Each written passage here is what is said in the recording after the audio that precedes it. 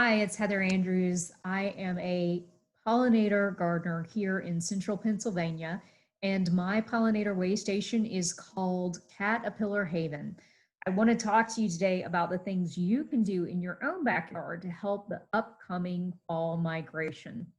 So, who are the pollinators? There's certainly a misunderstanding of who they are, and we should all be very grateful for them. 80% of our food is provided by butterflies, bats, and birds.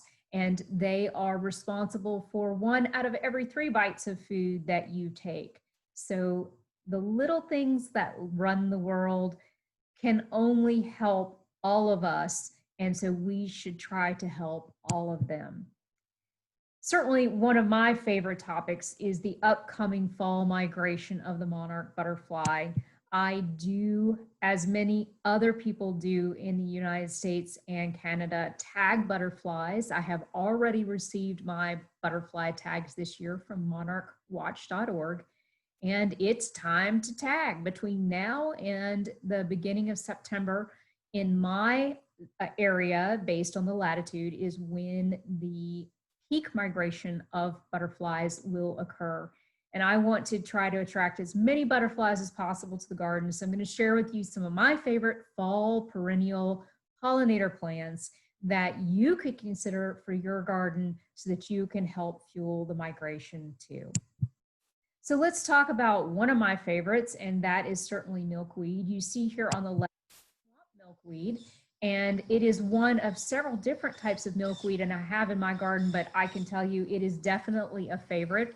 I am very quickly running out of swamp milkweed. So a friend of mine came over last night with a vase full of milkweed and we plucked small caterpillars so that she could take them to her garden. After a 40 to 50 meals a day for about 10 days, you will see them hang upside down in a J shape and then shed their skin. And this is the beginning of the butterfly. Literally, to be a butterfly, you've got to be willing to give up everything, including your own skin. This process only takes a few minutes, but they will hang in this position for the next 10 to 15 days, depending upon weather, before they will emerge. And speaking of emerging, this has been a really great station.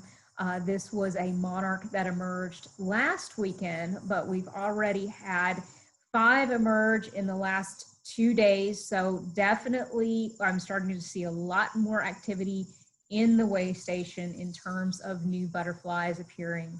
We definitely had a cold, wet spring, so it was a very late arrival of the monarchs. So as they move on, we want to think about the different things that we could provide for them to eat.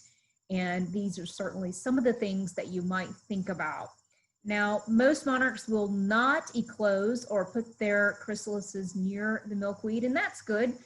Little monarch caterpillars have very sharp feet and they can puncture or damage the chrysalis. And sometimes the chrysalis also gets eaten if there's not a lot of milkweed around. So they usually will find a place, in this case, a peach tree that was about 30 feet away from the milkweed. This monarch will hang approximately 2 hours in this position from its chrysalis. If it were to fall, those wings may never straighten out, and you may see them expel a red serous fluid that is completely normal. They have to get rid of all that fluid in their wings and their abdomen before they can fly. This is a different type of caterpillar that you will see in the way station. This is a swallowtail. So on the left, what you see is a swallowtail baby. It looks a little bit like bird poop. That's on purpose so that he stays nice and hidden and not a delectable treat, as I like to call them, nature's hot dogs. But these are such fun characters to have in your garden. I have both parsley and dill, as well as bronze fennel, as you saw that caterpillar eating there. And they will also form chrysalises, although they will look quite different than the one you just saw. So what are some of the favorite things in the garden for the butterflies this time of year? Definitely Joe Pye is top on my list. It's easy to grow and it comes in different sizes. So I have a 3 to 4 foot size and I have a 5 to 6 foot size, but you can guarantee that if you walk by it right now, there would be definitely someone visiting it. and it's definitely a butterfly favorite. Also a favorite this time of year, it's a late bloomer and a long bloomer called Bonaset. It gets quite tall. I usually have them in my garden somewhere between 5 to 9 feet tall, and it's more tree-like with branches. It is covered in these tiny little white flowers. Definitely a favorite of the butterflies, but also for your native wasps. So you will see a lot of insects on this particular plant this time of year. I only planted this blazing marsh, made of blazing stars, sorry, this past year. And so this was its first season to bloom. And if I could say any plant in my garden right now is a butterfly magnet, it is absolutely this. And bonus, the hummingbird visits it every morning. So I'm working on my photography skills and trying to get a good picture of him, but he knows I'm there and comes and visits and lets me know that he knows I'm there. Another one that I highly recommend is bee balm. Now, my bee balm has a tendency to get very leggy, so I do cut it back.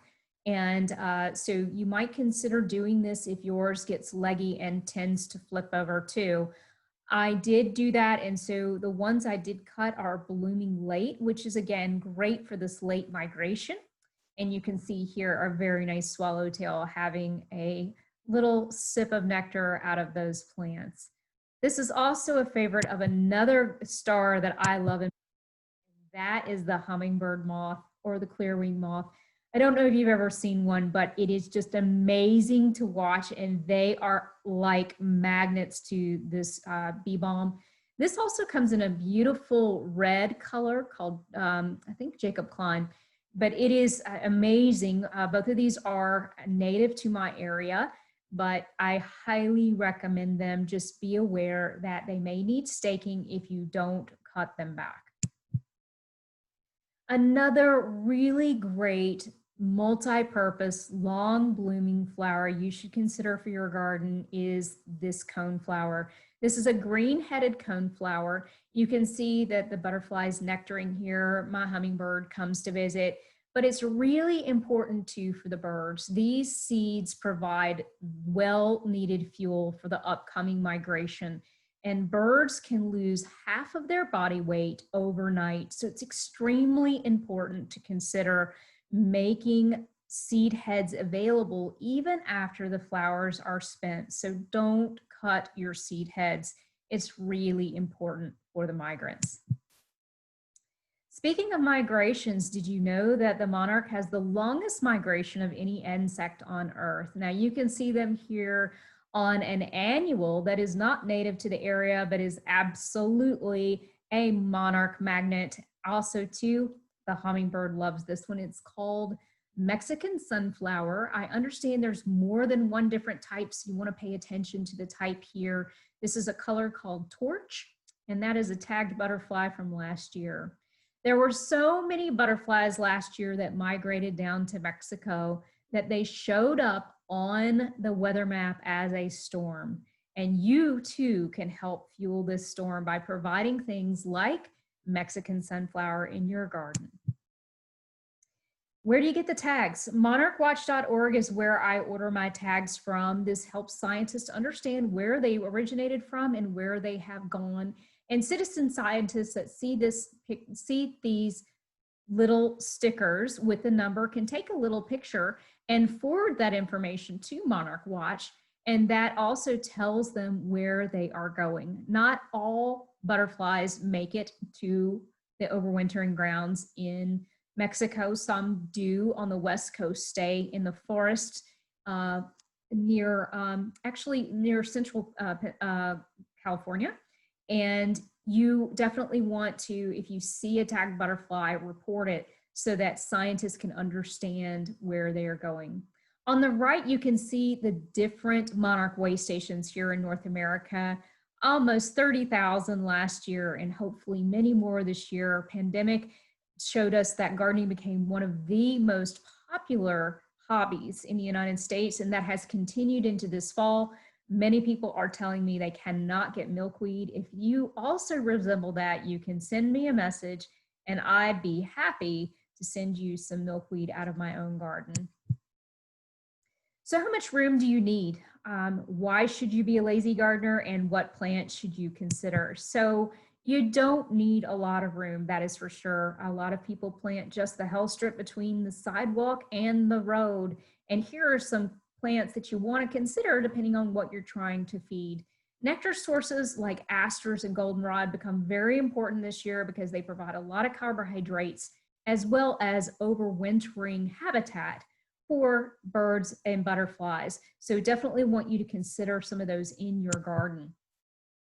Speaking of migratory birds, as we said earlier, I think it's really important that even though the seed heads don't look so pretty this time of year, that you leave them for the birds. So get to be a little bit of a lazy gardener in the fall, and you definitely want to leave the leaves as well to provide material for your overwintering butterflies and moths to be able to survive. So if you do have trees in your yard, rake those leaves up underneath the tree. Most butterflies pupate under the ground, and so this provides a little bit of shelter and a little bit of protection from the cold winter as well as predators. As I mentioned earlier, the asters and goldenrods are really crucial for this time of year, and they provide not only a beautiful long bloom, but they provide a really important source of nectar and carbohydrates for your pollinators. So I hope that this has inspired you to think about planting additional plants this fall for your migrants. These will come back year after year, especially if you spread those seed heads around. You're always going to have those beautiful torch sunflowers. But here are some additional resources to consider. I'm a big fan of the Xerces website as well as Audubon, and the NWF.org, National Wildlife Federation, has partnered with Doug Tallamy. Again, someone I highly recommend you consider reading if you are concerned about the lack of insects and pollinators in your yard. A great guide for being able to understand how you too, as a citizen, can create a wildlife paradise in your own backyard.